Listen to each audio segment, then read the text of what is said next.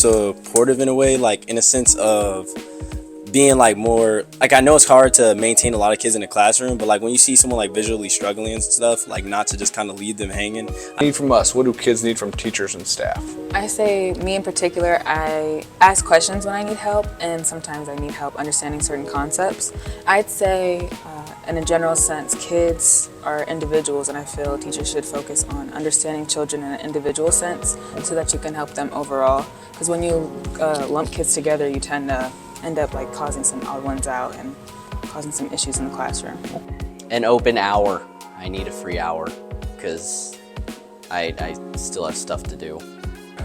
What's up, Excellence? I am here with Miss Brenna Weaver, and we are coming back at you to see what we can do to a better experience for our student experience this year. Okay, so Brenna, what do you need from us, from the teachers and from the staff?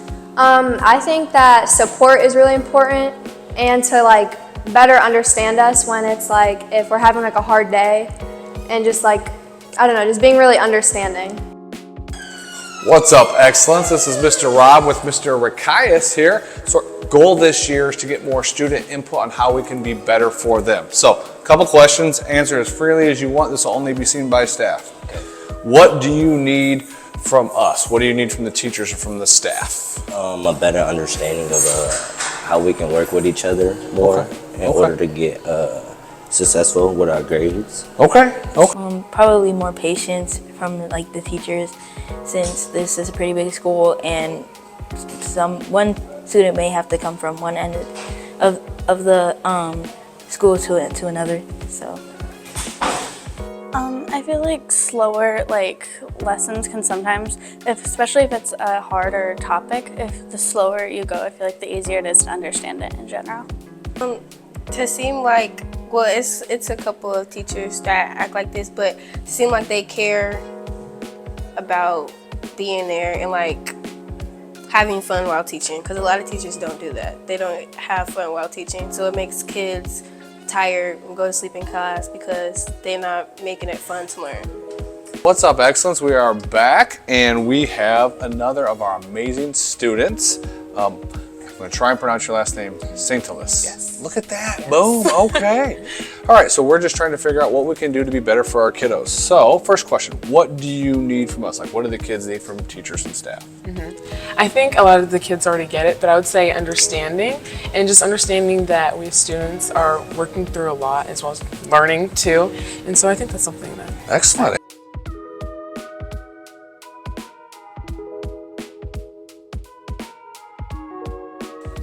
We're not rude. A lot of people think that we're rude. We're not rude. We're nice. It's okay to make new friends. It's okay to be yourself. And yeah. What should we know about you that we don't know that would improve your learning experience? I like to do things at a slow pace to work more. So like I like to do my homework more slower and take time on things. Okay, so you like to take your time? Okay. I like the experience here already. I'd say because for me personally, I like different learning styles than like maybe other people. So like I'm a visual learner, so I'd rather have like a picture of something, or like instead of just explaining it to me, so I can have like an example of it. Excellent, okay. I'm like a visual learner. Taking notes and like studying over notes is not gonna help me learn it. It's just gonna drill it into my brain, and then after the test I'm gonna forget about everything. For me to learn, I need to actually like practice, do things. Just taking notes is not gonna help. Okay.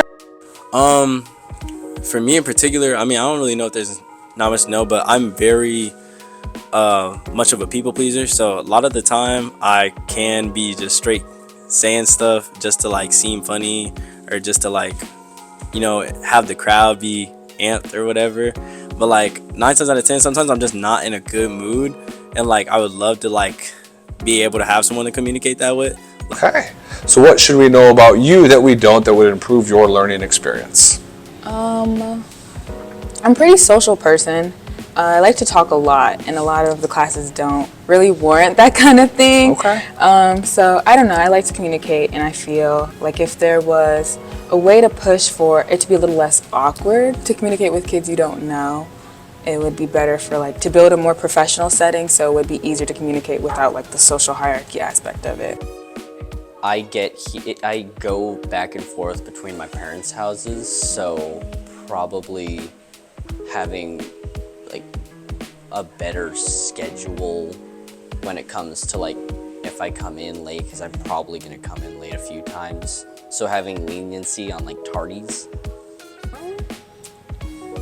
Maybe like making lessons a bit engaging, making sure that, you know, everyone's really wanting to pay attention and getting something interesting out of it, because I know now, like without the phones, usually people just were on their phones the second they didn't want to learn about what they were learning, but maybe if we made the lessons more engaging, everyone could participate and enjoy it.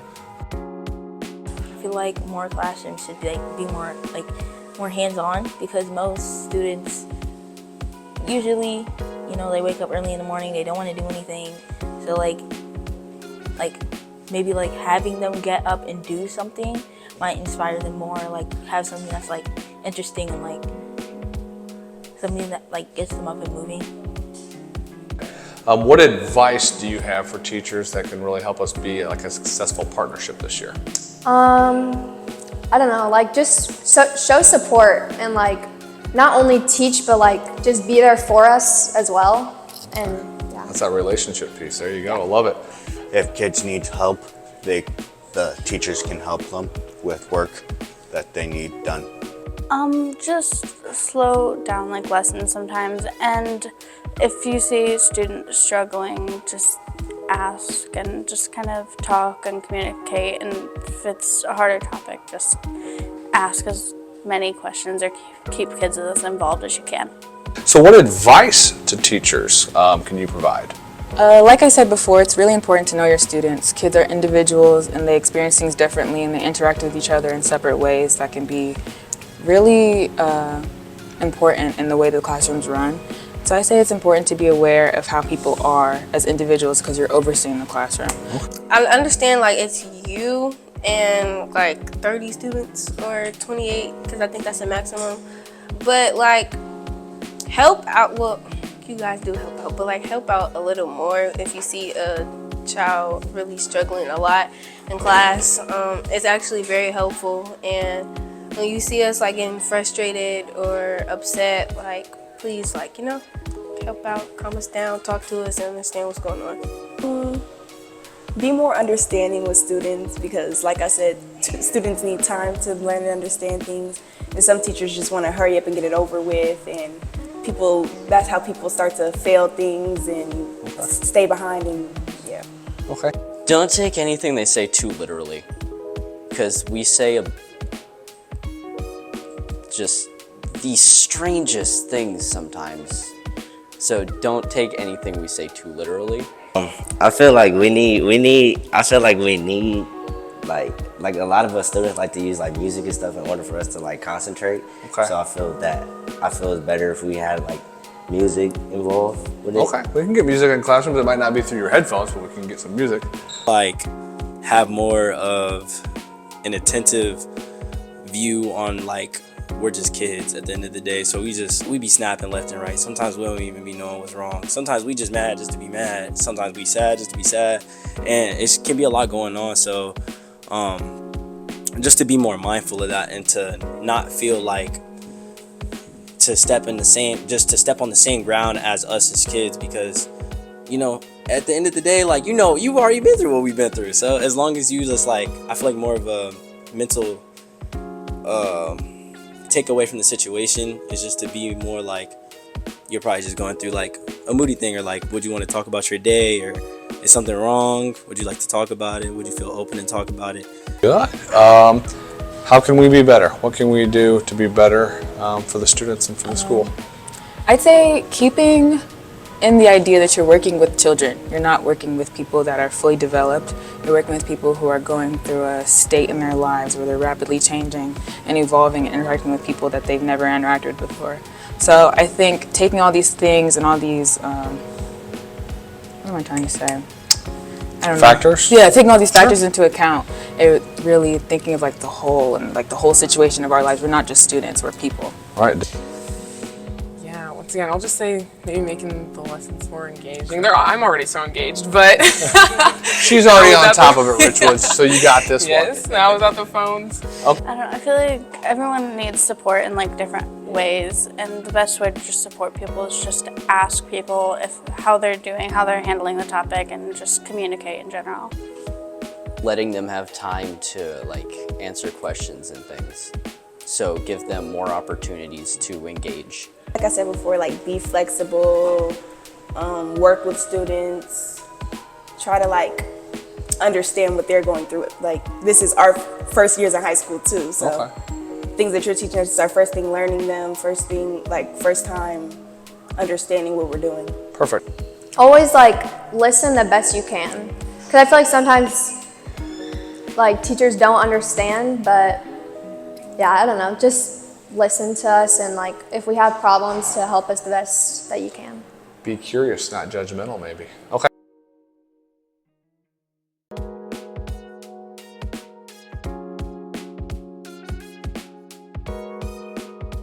Mr. Corpus, the sculpting teacher in room 109. That's awesome. And Mr. Moses, the art teacher in. Probably Stephens, cause like she's really nice, and she like gives you homework, but like not a lot, and she's like really like easy, not like complicated. Yeah, probably like Mr. Cole or Miss Belshaw. Those are really great teachers. I'm probably missing like a couple, but yeah, those are the first two that popped up in my mind. Mr. Davis.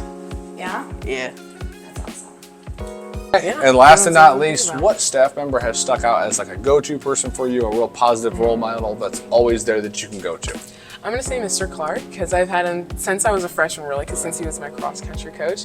But now through IB, he's so helpful doing everything, such as like college applications and then IB, EE stuff. So I'm gonna say Mr. Clark. Awesome. Thank you so much. Of course. So is there any staff member here at Richwoods who has made just an awesome impact on you, a positive impact on you that you can go to, kind of like a mentor, so to speak? Mrs. Nels. What's up? Mrs. Nels she used to be my speech coach, she's not anymore. Mrs. Conger, Profe Conger I should say, is another great one. They both have been there in my worst times to help make me a better person. Miss Sarah Penacorvo in the office, she also has helped me a lot throughout the years to help me have a clear sense of mind and create a better sense of self and structure. And it's really been helpful as a person, not just a student. Awesome. Thank you so much. I appreciate it. One last question. Let's end on a positive. What staff member so far has stuck out as somebody that is really here to help you? Oh, Miss MJ, absolutely. 100%. Awesome. Miss MJ, shout out to you. All right. Well, thank you.